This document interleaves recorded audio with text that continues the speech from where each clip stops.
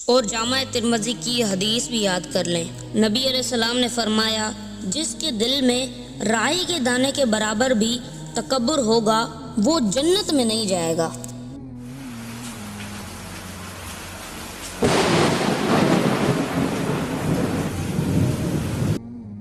یہ سنتے ہی صحابہ پریشان ہو گئے۔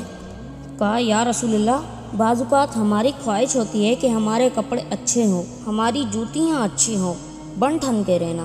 تو آپ نے فرمایا، یہ تکبر نہیں ہے، اللہ بھی خوبصورت ہے اور خوبصورتی کو پسند فرماتا ہے۔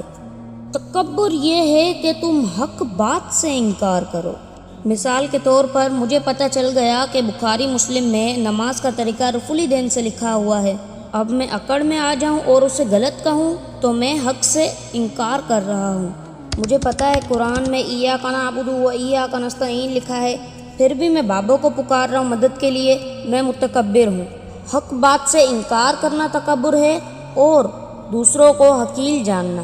آپ مہنگے کپڑے بھلے پہنیں لیکن کسی کم درجے کے کپڑے پہننے والے سے نفرت نہ کریں۔ اس لیے آپ دیکھیں اسلام نے آپ کو کتنا پابند کیا ہے۔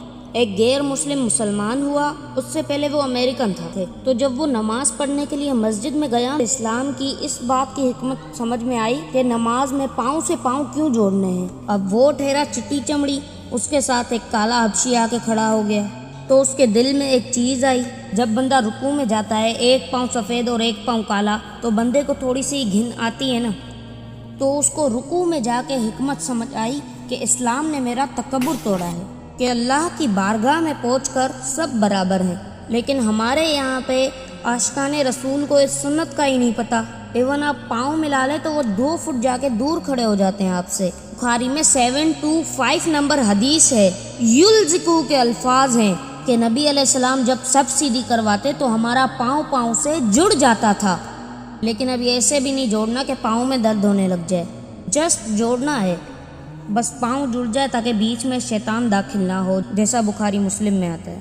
سنتوں کی جتنی بھی حکمتیں ہیں آپ ان سے محبت کریں، بے شک اللہ خوبصورت ہے اور خوبصورتی کو پسند فرماتا ہے۔